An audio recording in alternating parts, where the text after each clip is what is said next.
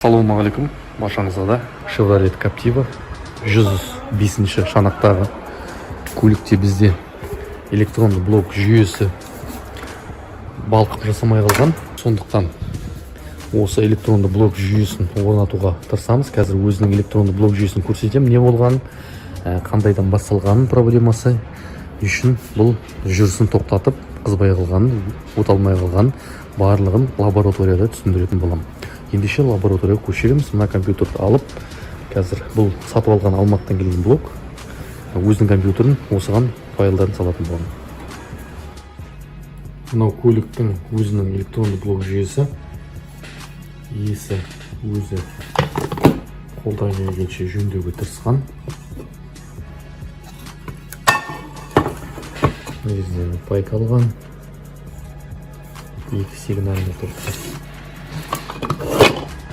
Жаңағы мынандай қылып тоқ шыққан. Мен өзім жұлып тастадым. Кедергі болып тұрғасын. Не үшін істегенін, неге алғанын мен түсінбедім. Мына жерде 2-4 тоқ күйген. Күйгесі мына жерден коннектор шығарған. Осылай міне колхоздаған.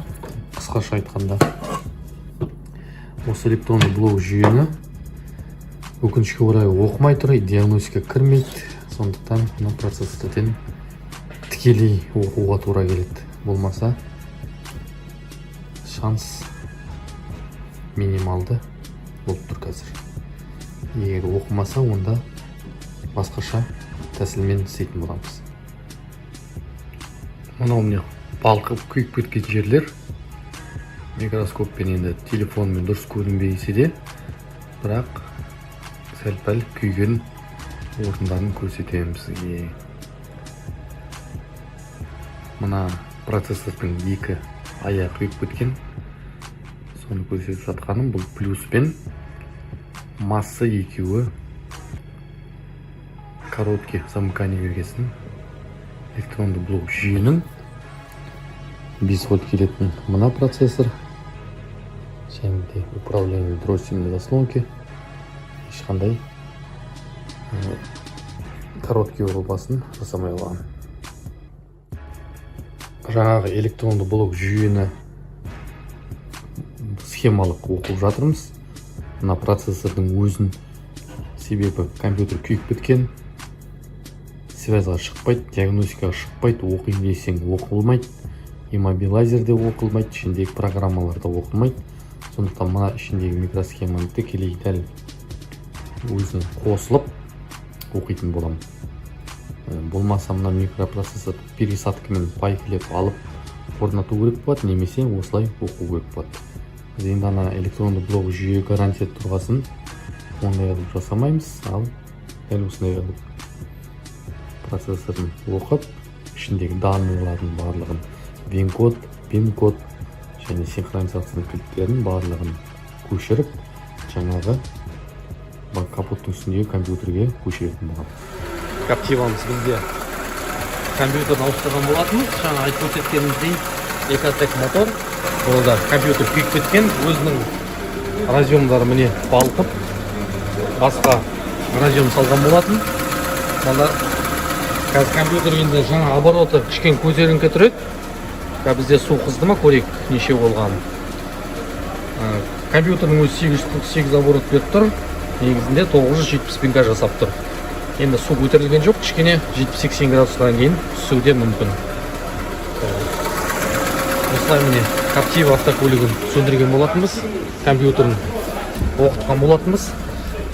Мұнда қайғанақ, датчик, мына ABS-тің датчик, раздатканың датчик барлығы қосылып тұр, себебі раздаткасы айырылып жатыр. Барлығын жалғағаннан кейін бұйырса проблема кетеді. Қазір сөндірек. Қайық қосып көрейік. Көлік қызды. Көлік қызды, барлығы жақсы болды. Оборот енді кішкен түскендей болды.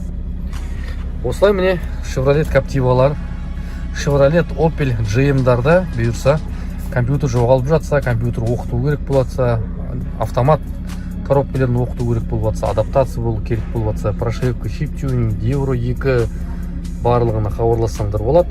Chevrolet GM бұйырса жаймен жасап жатырмыз. Кез келген восстановление көліктер қызбай қалып жатса, немесе тағы да көлік соғылғаннан кейін қызбай қалады, бұларда Renault, GM, Opel'дерде соны толығын жүргізіп, жөндеп беруге қызметімізді ашып жатырмыз.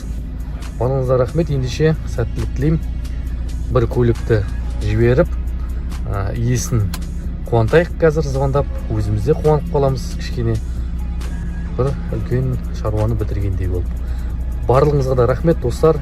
Сәттілік тілеймін. Жазылып, менің арнама лайк басып, комментарий қалдырыңдар. Барлығына жауап беруге тырысам. Және де маған да комментарий қалдырғаныңыз, пікір білдіргеніңіз өте өзімде қуанышты боламын. Рахмет достар, сәттілік.